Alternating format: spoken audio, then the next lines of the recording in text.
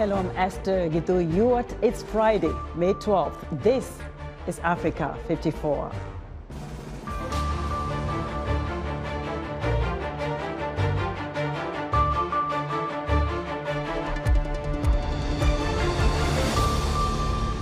Sudan's warring parties agree on guidelines to allow humanitarian assistance, but they did not agree to a ceasefire.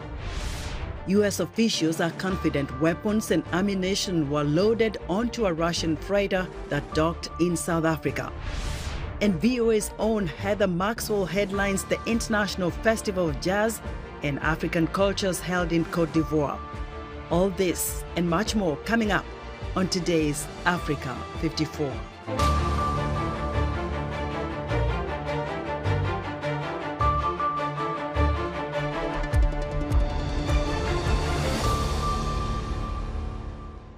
We begin our broadcast in Northeast Africa, where the U.S. State Department has announced that Sudan's warring parties have signed a commitment on guidelines to allow humanitarian assistance, but did not agree to a ceasefire.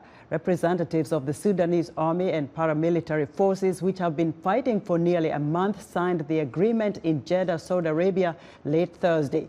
A U.S. official involved in the talks says both sides declared a commitment to protect the civilians of Sudan, including allowing safe passage for civilians to leave areas of active hostilities on a voluntary basis in the direction they choose.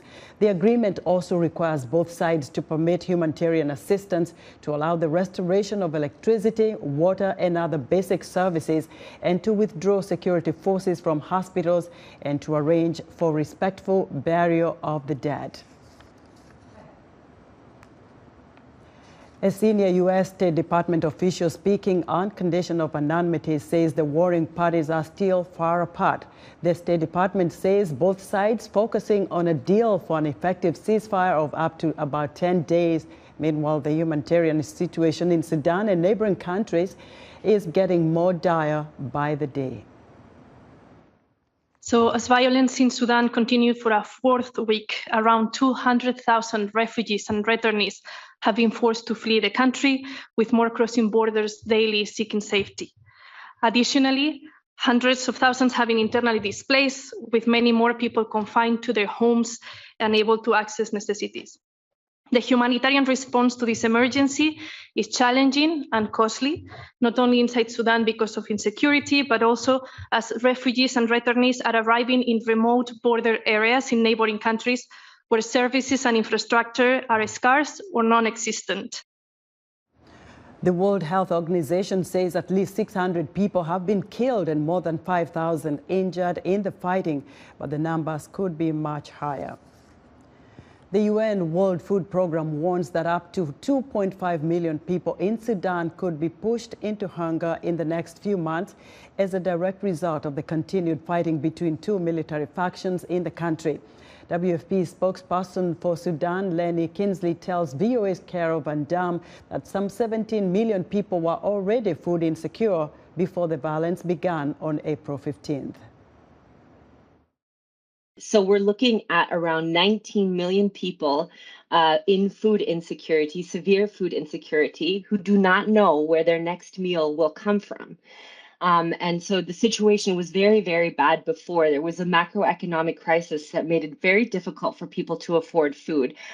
Climate shocks such as droughts and floods, and also intercommunal violence in parts of the Darfurs. And already internal displacement was rising in Darfur because of these intercommunal clashes. And now this on top of it is just exacerbating what was already such a challenging situation. That was Lenny Kinsley, spokesperson with the World Food Programme's external operations for Sudan. The Russian ship, which is at the center of allegations that South Africa supplied arms to Russia last year, has been caught off video by Reuters 3 times this year. The latest sighting of the vessel Lady R was Friday, May 12. The ship was previously videoed on April 11th and April 28th. The U.S. ambassador to South Africa, Ruben Brigetti, says Washington is confident a Russian vessel had uploaded weapons and ammunition from South Africa in December. Meanwhile, South African President Cyril Ramaphosa's office says it is opening a probe led by a retired judge into the allegation that arms had been shipped to Russia. Mr. President, can you confirm whether weapons of war were loaded on board that Russian ship before she left Simonstown? Thank you. We are all aware of the news that we all became aware of the Lady R, and that whole matter, Honorable Steenhuisen, is being looked into. No, it isn't. It's being looked into, and whilst the process continues, I want you to allow that process to continue to reach its fruition. I know that you are so keen. You are so keen and you are so interested in knowing exactly what happened. The matter, yes, the matter is being looked into, and in time we'll be able to speak about it. The eyes of the world are upon South Africa. We are facing a AGOA not being renewed, and now face the risk of sanctions because this government will not come clean on this matter. How do we sleep at night? How do you sleep at night when South African arms and ammunition loaded at the Lady R at Simonstown Naval Base could have been used to slaughter innocent civilians in the Ukraine and in other parts of Africa? My question is simply this: how do you face the world and how do you sleep at night? Honorable Speaker, earlier you invoked a provision that says an unrelated questions to the questions that are asked are questions that one does not need to answer, and this is one of them. Ammunition supplies are a problem for Russia in the war in Ukraine. The leader of the Russian private army, Wagner, complained last week that his mercenary soldiers in Ukraine were allegedly dealing with dire shortages. For more on this report, I'm joined live via Skype from Washington by VOA senior diplomatic correspondent Cindy Sain. Hello, Cindy, and what more do we know about the allegations that South Africa supplied weapons to Russia? Yes, my pleasure to be with you. Well, there has been a flurry of activity. We have had South Africa summoning the U.S. ambassador, Ruben Brigidi, and South Africa saying that it has very cordial and strong relationships with the United States. But as you mentioned in your coverage, a statement by the South African presidency reacting with concern to the remarks made by the U.S. Ambassador Brigidi, and saying that there was an inquiry ongoing and that the South African president was disappointed that what he called that the U.S. ambassador had adopted what he called a counterproductive public posture. So South Africa was not pleased about these statements. The U.S. is not pleased with this U.S. ambassador saying that South Africa should practice what its stated policy of neutrality.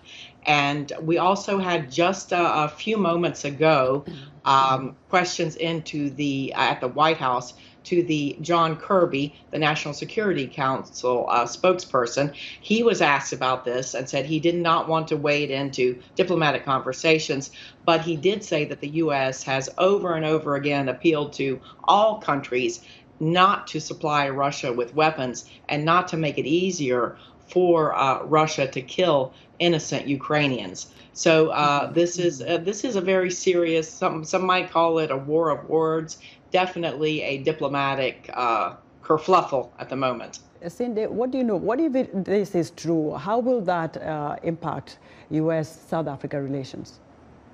Right. Well, I think it would be a blow. We had the State Department spokesperson saying, even though, let aside we don't know whether the ship was loaded with weapons or not, but the fact that a sanctioned Russian vessel was there in the harbor is actually already deeply concerning.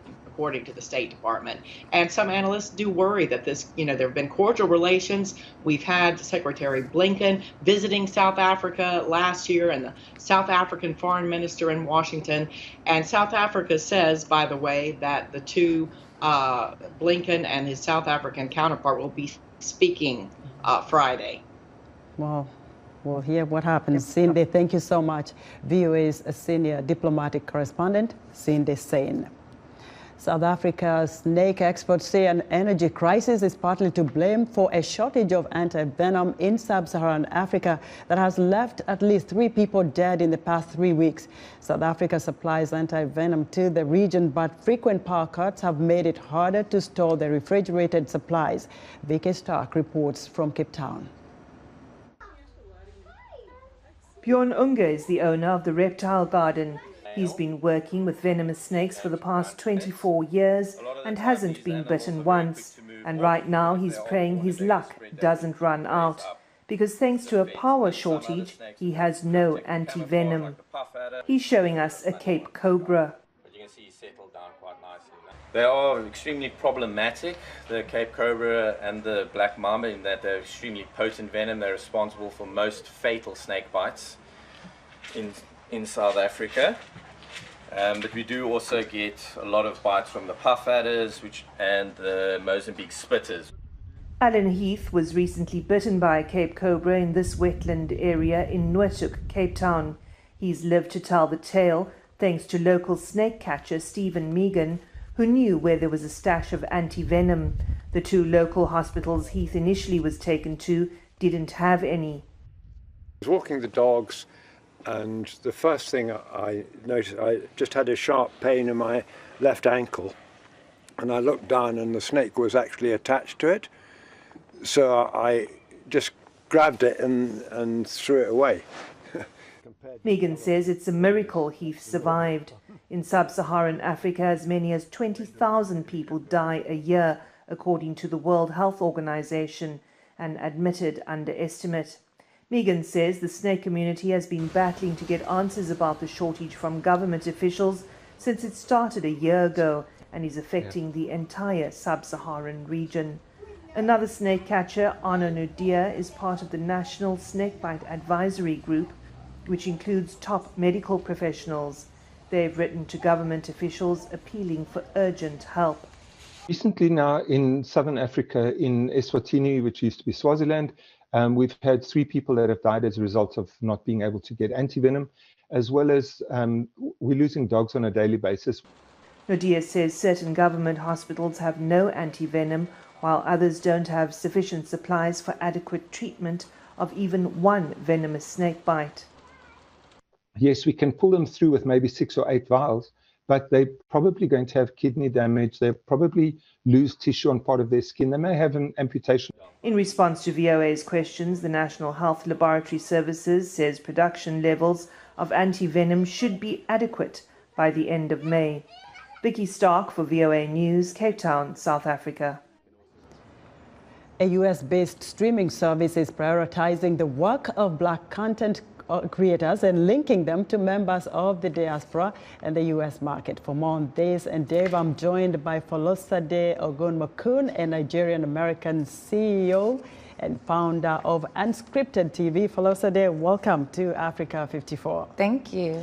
Tell us a little more about Unscripted TV and how you got started. Okay, so Unscripted is actually an interactive, shoppable streaming television network that brings together Black-owned businesses with Black-led content. So while you're watching it, like if you like my jacket, you can literally be able to buy the items that are on the screen. And the way that we got started is because I worked in a newsroom, and I just felt like there were so many things that were missing from our community when it came to how they were representing us and how they were speaking towards how that worked. And I felt like, you know what, instead of me staying here and trying to figure it out, I'm just gonna go out, because I'm still young, and just meander around the world and figure out how to do it on my own. And that's literally, this is like a long time. That was 2012. So now we're here and we've been launched since 2020. So give us an example of Black content that captured your mind and how you support such creators. Okay, great. There's a show on Unscripted called Tragedy and Triumph, and it's actually about a young man from New York who literally was celebrating the fact that he is a rapper in the area, and he's also connected to the Caribbeans. But the day that he was really about to start taking things to the next level, his grandmother passed away in a house fire. And that rocked his world. But instead of him like changing the fact that he was doing his show, he decided to still do the show, but to make it more about how he's gone through tragedy and gone through triumph and stepping into a new role as and using that to propel him with what he's doing. So that's just one of the stories, and that's from America. But we also have movies that have come from Africa, and we're trying to continue to share these different narratives that do exist in one space. So there's so much talent in Africa. There's so much talent right here from Africans in the diaspora. Yeah. How do you choose whose content to empower, who to amplify? Great question. We choose to do that by making sure that we're connected throughout the diaspora. So that means that they come to us and they tell us about what they have going on, and we're able to dive in a little bit more. So that way we're able to share their narratives and do it in a way that is authentic, and that's how we're building it out. So it's more so about making sure that we're connected. So we're looking to go to the continent and learn even more about what's going on there and bringing on even more people like right now. You know, you're Nigerian American. Yes. How did Nollywood influence you to get to unscripted and live streaming? Oh my goodness, Nollywood influenced me a lot because I watched how it grew. When I first was watching Nollywood, I was just intrigued by the entertainment of it. But over the years, oh my gosh, I love Moa Budu. You know, like I've been able to just see it just grow and change and turn into something so beautiful. So I'm really inspired by Nollywood because that means that we do have more voices, and we do have people that are ready to do the productions and that are doing the productions that can really share those narratives here. There are a lot of people in America that want to be connected to Africa, that would love to know more about what's going on in the motherland. And by having that type of content, especially on Unscripted, we're able to extend how we operate. I can't wait to see more of your content. Thank you so much, Thank you. Folosade Ogun Mokun is founder of Unscripted TV. We're excited to hear what you think about Africa 54 and all our VOA Africa programs on our website at voaafrica.com. Still to come, we'll tell you about the just concluded Afrotech Executive Summit held right here in Washington. Stay with us.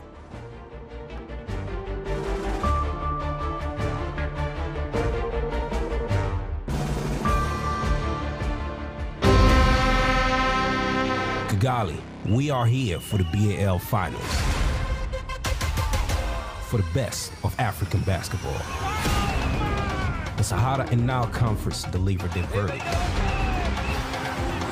The top 8 teams on the continent are chasing the Holy Grail. Who will be the next BAL champion?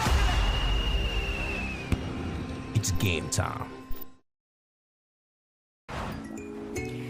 According to the global analytic firm Gallup, Sub-Saharan Africa has the highest percentage of single mothers worldwide. This could be as a result of premarital childbearing, widowed, or divorce. As we celebrate Mother's Day, we will honor mothers who have managed to thrive as single parents. We will also hear their challenges in raising a family while working full-time and discuss ways to succeed as a single mom. Join the conversation each week right here on Our Voices.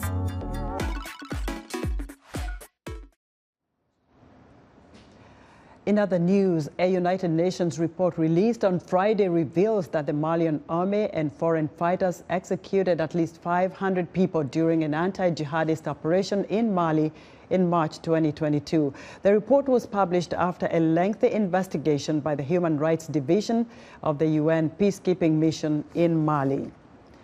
The Rainforest Alliance says it has suspended 2 major global tea companies for 3 months after an investigation into a sexual abuse scandal in Kenya.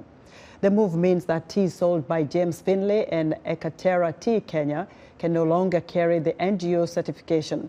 More than 70 women claim they had been sexually abused by their supervisors.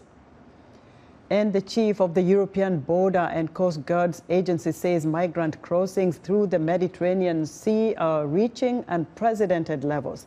Hans Leighton says perilous voyages across the Mediterranean account for 50% of the nearly 81,000 irregular entries into the European Union this year. Blavity, a U.S.-based tech company, has wrapped up its annual Afrotech Executive Summit held here in Washington, D.C. The summit focused on addressing how to grow Africa's tech sector by facilitating conversations with thought leaders. VOA's Mike Hovey attended the event and spoke with Jeffrey Nelson, the Chief Operating Officer of Blavity. We started Afrotech because people said that there was a pipeline problem with diverse hiring in Silicon Valley.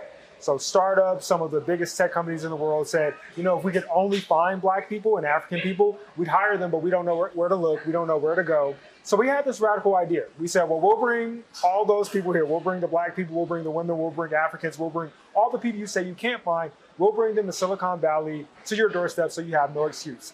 The name itself, Afrotech, yeah, to link it directly to the continent itself, Africa. Yeah. Talk to me more about how your organization is empowering young people in the tech sector in Africa. So as much as we're passionate about leveling up Black Americans here in the US, we also want to make sure that the continent of Africa benefits. When we think about these new emerging industries, the fourth industrial revolution, right? We want to make sure that Africa is not only a beneficiary, but a leader of the pack. The tech industry in Africa itself is actually one of the biggest growing sectors on the continent. Yeah.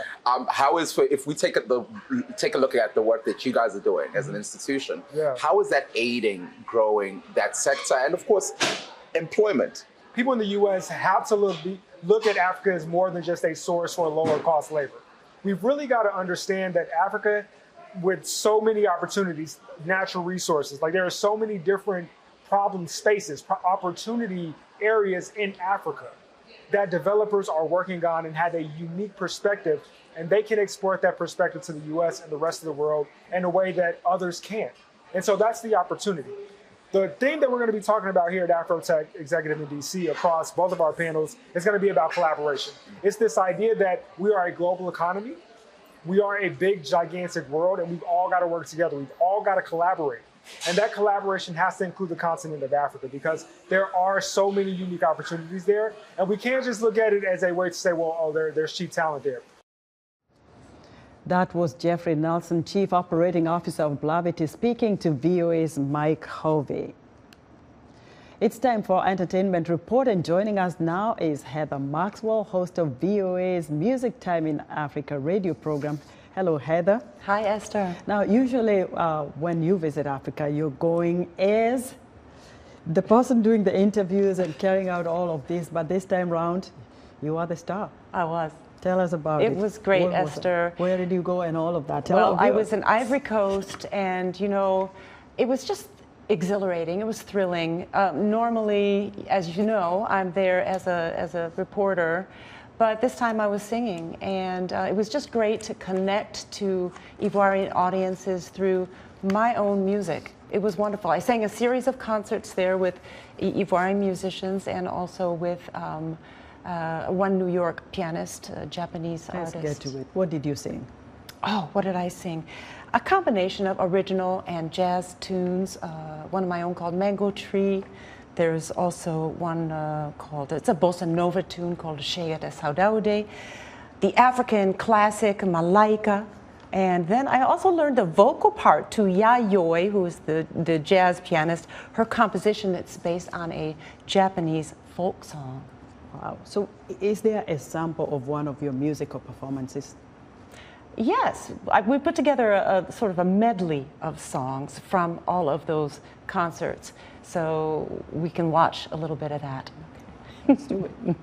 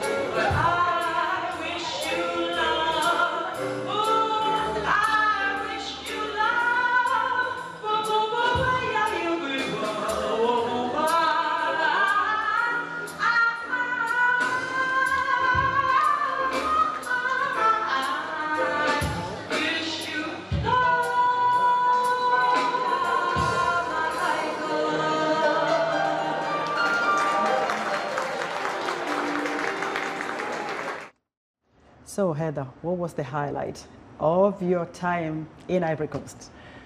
Wow, you know, probably the highlight was connecting with the musicians there at the time. It was just great. I mean, after so many years since I had been in Ivory Coast, it was great to get back there. Yeah, I'd never met any of the musicians except for Constant. And, you know, it was just great performing with them, being on the stage at the, we were at the gorgeous Ivoire Trade Center, the legendary Menacre Jazz Club. We were at the outdoor stadiums in Grand Bassam next to the beach, and the Yopougon in Abidjan. Just exhilarating. So, yeah, I would say connecting to people through singing was just priceless.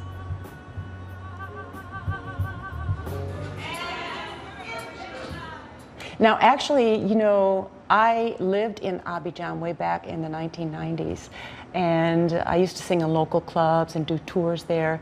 And probably the biggest highlight was when I met Jacques Bizolon, who was the producer of the biggest music studio back then in Abidjan. It was called JBZ. And, you know, I was going to the airport coming home, and my team there said, Heather, you know, do you want to meet Jacques? I'm like, is he still around? I'm like, yeah. So we met, and he brought his book of record, and we went through and saw the album I recorded in 1991. Wow. It was great. I'm sure you recorded some videos, but we've run out of time. Next time. All right. Thank you, viewers, for watching Africa 54. Have a great weekend.